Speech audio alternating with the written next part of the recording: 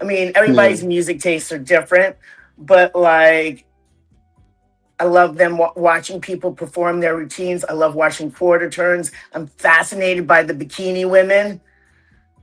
I mean, just how they walk. I wish I could walk like that and do my shoulder. Like, I love every division. I just think it's so super cool. Yeah.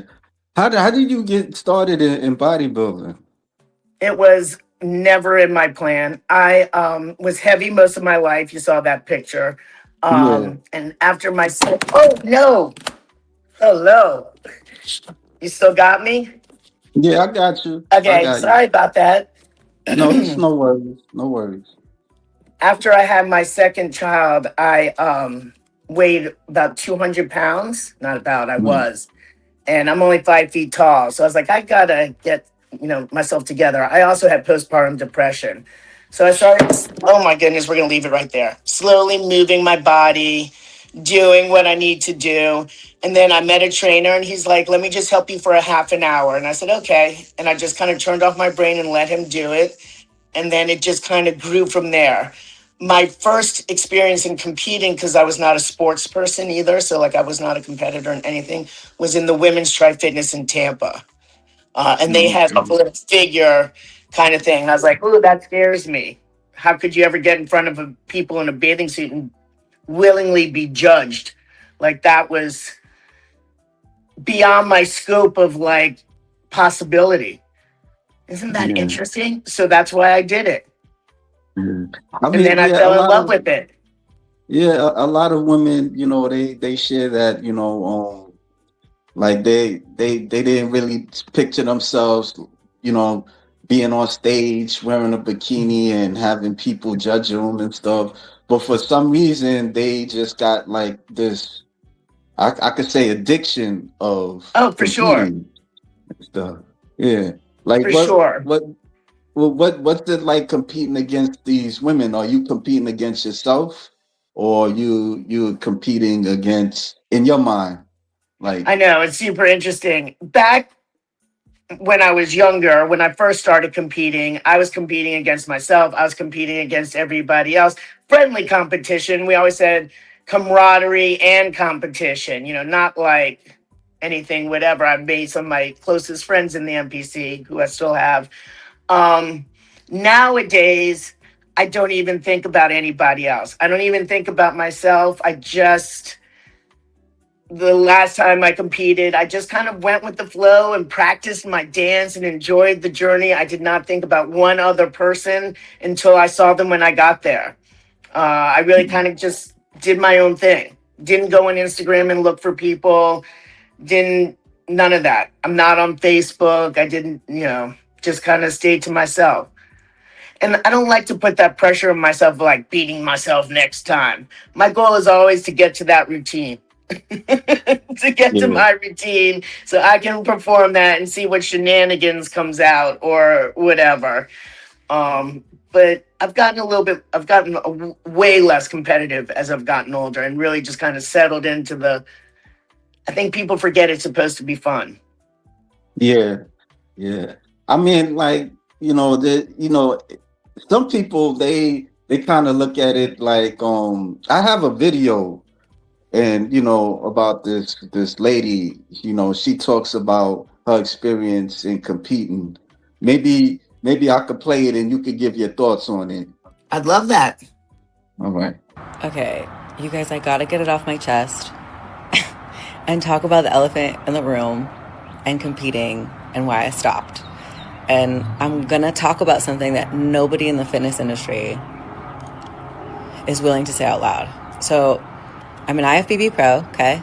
I won my first show, went pro. Everyone around me acted like I'd made it, right? Like it's a huge deal. Okay, here's what really happened, okay?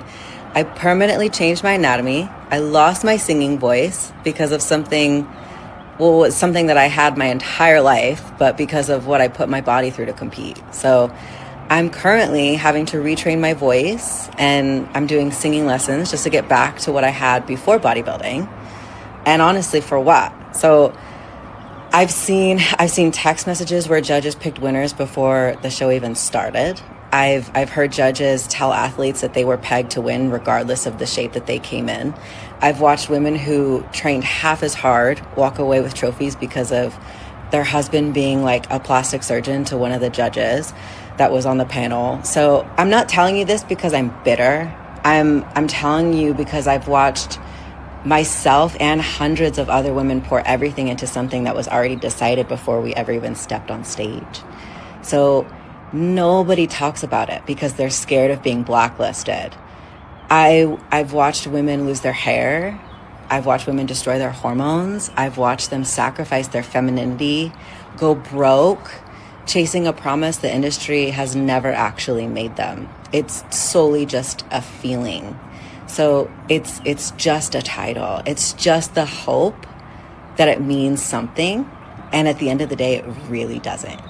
And your potential is worth way more than a trophy that nobody outside the industry even knows or cares about. So waste nothing, especially not yourself.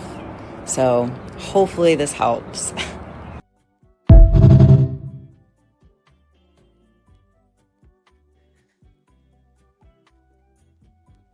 Can you hear Can me? you hear me? Yeah, Yeah, I can can you hear hear you. me? Yes. Okay. I don't know who she is. Who is she? I just happened to see her Instagram. I was scrolling, and I think her name is. I'm not sure, but I've seen her before. Okay. The name is not I coming to mean, me. that's fine. I mean, happy to comment on her. I don't know her. I respect her opinion. I feel like you can't go into any sport without sacrifice, or you're getting things are going to go wrong. Every sport you sacrifice your body. Football, hello, brain injuries, broken, but everything. Losing her voice while she's smoking a big joint doesn't really wash with me. I worked for the MPC Louisiana. I also did shows. I was not picked to win. I sometimes got to win. If anybody was going to be favored, I got no favoritism. People have said that there's politics forever. Every sport has politics. And if you're getting in there for the notoriety and whatever, you're going to be unhappy in whatever person. If you're doing it because you love the sport and it makes you happy and those other things are worth it, rock on. If you don't love the sport, you're not willing to put in the time and you think it's rigged, don't participate. Like, make your choices and move on. I like, don't give a shit, really. She has her opinion. Do you know what I mean? Like, it means nothing to me. So, bye. I No, mean, like, bye. I don't know what understood. to say. I don't believe. Look, people are always going to have their favorites. It is human nature, but I do believe that they do everything possible to make it as fair as possible. And not everybody is a number one an elite athlete. And it's okay to be in the chorus. It's okay not to be number one. It's okay not to be picked. Life moves on and learn from it. You don't need to be spoiled, sour and bitter about whatever, even though you say you're not. It's just, you got to be okay with getting beat. You got to be okay with losing. Whatever show I do, whenever, I'm already winning because I'm getting on that stage and I'm having a blast. And if I'm not having a blast, I stop doing it. And I did that about 4 years ago. And I was like, fuck it, I'm out. But like, all right. Nah, I mean, I understand. Like, I have no words for her. She seems young and naive. Yeah. Yeah, I was just curious, because sometimes, I stumble into people that have videos and they talk about their experience in competing, and I've there's this other never YouTube. never felt, and of course every show someone could say that person's tie-in in the Olympia, whatever. You could always argue that someone deserved to be first and not third or whatever, but I feel like the judges really, really try to honor what represents best in that class.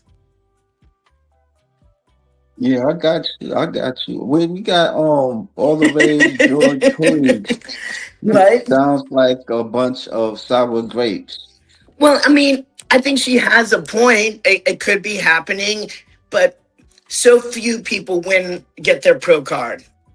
And then, like, to win a show after you get a pro card is like super impossible. Like, it's not an easy thing. So, like, let's be a little bit gracious and understand that we get to do this. We don't have to do this. We're so lucky to be able to compete. And if you're worried about all those other things, you're not really doing any work on yourself. Yeah. Like, do you see it as you? Well, I see it more as a discipline than a sport. Like, what do you see it as? I like that. I agree with you. Because when people say it's a sport, yes, I agree because I guess it is. I mean, cornholing is a sport now. Um, but like I think more of having to run when you're doing a sport, like baseball, basketball, football, but I guess you don't run in golf. Um, I like that it's a discipline. I like what you said, and I would agree with that. No, Discipline and thank not you. a sport. Discipline and art form, for sure. Yeah. Yeah, I mean, because I do see it like more as a discipline because you're restricting yourself, the stuff that you guys deal with, men and the women, and it's not very easy. I know you know It's it, but beautiful way to put it. It's perfect. That's a but perfect way to put it. I think it's brilliant. yeah, I mean, because because the dieting and the prepping and mental and stuff like that, and I look at it as a of course, sports, they have discipline, but it ain't Understood. like it's not. I think this is more of a like mind thing, just to see how far you can achieve, I, because I agree.